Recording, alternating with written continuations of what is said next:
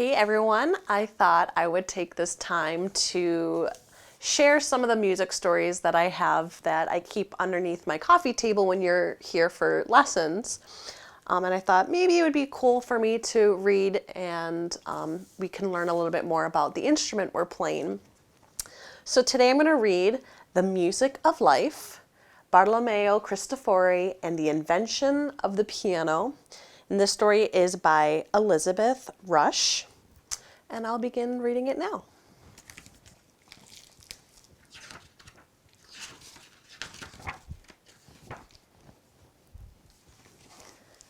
In Padua, Italy, Bartolomeo Cristofori's home since his birth, a hush envelops the room as the instrument maker carefully adjusts the tuning pins of a clavichord. Feet pad across the room, cloth rustles, sand falls silently through an hourglass. Cristofori treasures the quiet so he can coax just the right notes from the delicate instrument. He strikes a key firmly, and inside the clavichord, a small metal strip presses a string. A pitch-perfect pianissimo note trembles out. In the garden, starlings chatter, nearly overpowering the soft sound.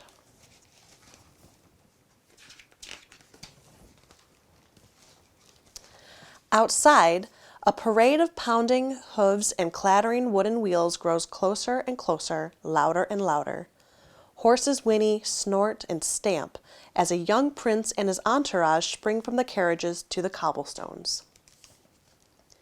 His Highness Prince Ferdinando de' Medici. Word of Cristofori's gifts for tuning and restoring keyboard instruments has spread throughout the land. The prince, an unaccomplished musician, has come to examine Cristofori's work for himself.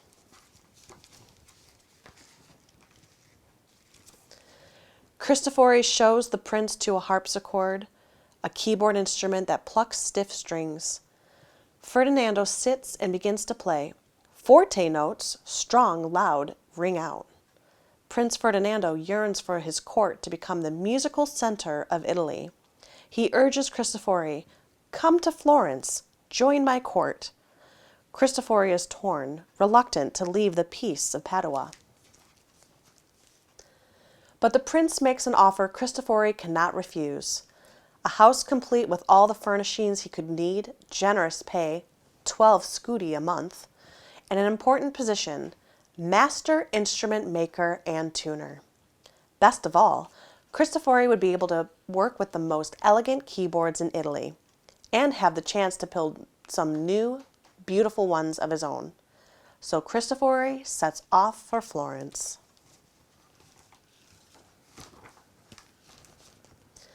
When Cristofori arrives, he installs his work table in the long row of the famous Medici workshops, alongside the most talented stone engravers, goldsmiths, lathe workers, tapestry weavers, and potters of the region. How different from his workshop at home! Wool beaters thump and looms clatter clack. Ka-chunk goes the printing press. The cabinet makers saw and bang endlessly. Cristofori can't hear himself think. Even worse, he can barely hear the instruments he is trying to tune. So Cristofori moves his workshop out of the hubbub and into his house. He planes boards and saws keys as a fire crackles in the hearth. He glues joints as tin plates clink in the kitchen. He tunes strings as a nearby fountain splashes joyfully. Bells toll and clang and chime, ringing in the dawns, the days, the weeks, and the years as Cristofori restores 16 of the prince's keyboard instruments and builds from scratch 9 more. The prince and the people of Florence find Cristofori's work to be masterful, but for Cristofori, his creations are not good enough. The harpsichords and clavichords he restores and builds can only do so much. For no matter how gently a musician presses the keys, when the harpsichord plucks its strings, the sound is loud, always loud. And no matter how vigorously a musician presses the keys of the clavichord, when its tiny metal strips tap the strings, the sound is soft, so very soft. Neither instrument can start sotto voce, like the whispered gossip of neighbors, and build to an angry argument. No one can play a pounding march, then drop down to a lovely lullaby. There's no way to surprise listeners with a few feathery or furious notes. As Cristofori ponders this problem, he delivers harpsichords to the Medici's Pitti Palace for concerts in the gardens. There he marvels at great stone statues, how sculptors he once worked beside have brought marble to life. Cristofori lugs harpsichords to the prince's favorite villa outside the city for concerts in the theater.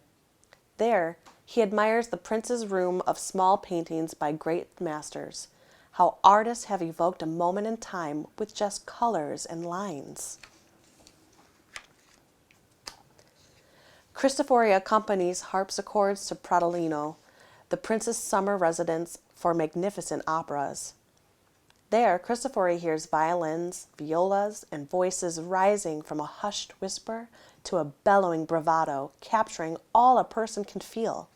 How much can be expressed with stone and paint and bows on strings, if only Cristofori's keyboard instruments could so fully express the music of life.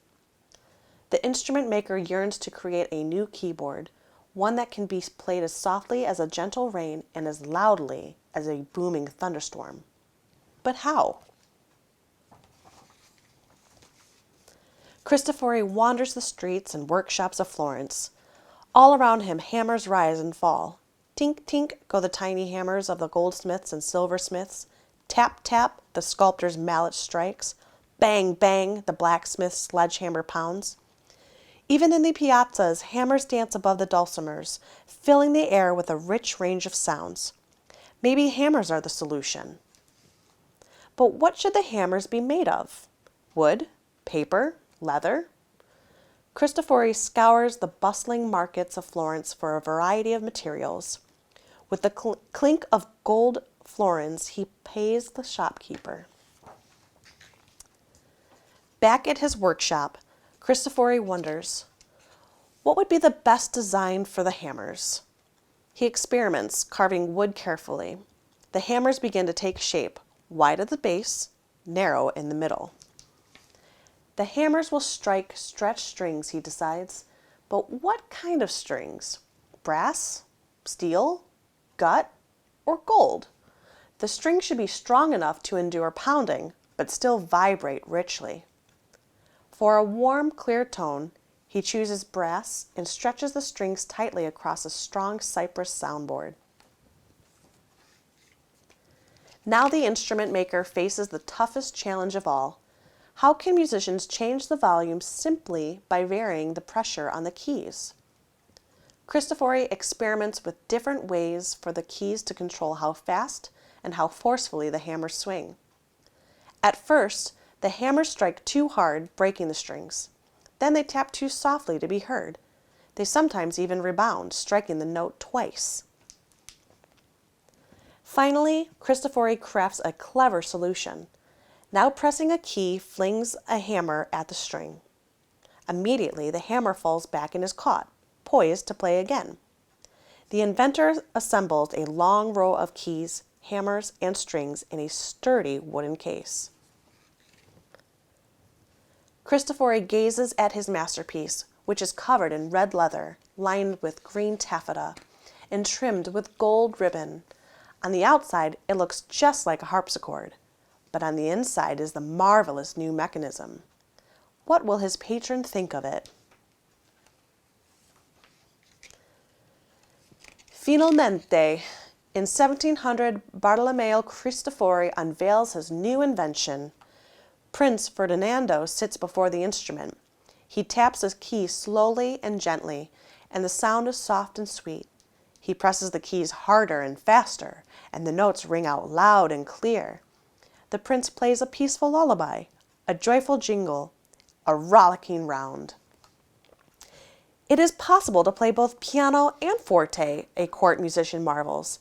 The prince calls him a virtuoso. Cristofori bows, full of pride. Cristofori's wonderful invention is eventually named for what it can do. It is called the pianoforte. Cristofori is pleased, but he is not done. For years, he tinkers endlessly with his pianoforte, making the mechanism smoother and even more responsive. But the keyboard is so sensitive, musicians struggle to play it. Hit a key a little too hard, dong, or too soft, ding, and the volume follows. The more responsive Cristofori makes his instrument, the more reluctant musicians are to play it. Undaunted, Cristofori spends the rest of his long life perfecting his invention, coaxing it to respond precisely to a musician's touch. He hopes that someday someone will use it to capture the music of life. A few royal courts buy Cristofori's amazing pianoforte, but still the harpsichord reigns as the most popular keyboard in the land. And before he is able to see his instrument embraced widely by musicians, Bartolomeo Cristofori dies in 1732 at the age of 76. But Bartolomeo Cristofori's invention lives on. An article about his amazing instrument is published in Germany, and an organ maker there begins crafting pianofortes. The instrument slowly spreads across Europe. Musician Joseph Haydn tries a pianoforte for the first time. Its responsiveness lights his imagination on fire. In a concert in 1777, the young virtuoso Wolfgang Amadeus Mozart dazzles an audience with the instrument's expressive possibilities.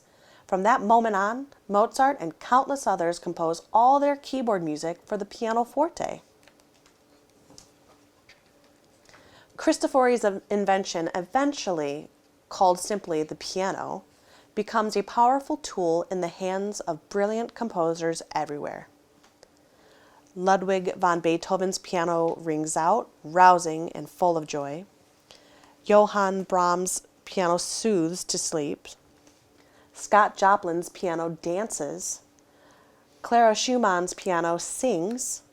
Claude Debussy's piano makes moonlight. And today, all around the world, in the hands of countless musicians, young and old, Bartolomeo Cristofori's piano captures the music of life. The end.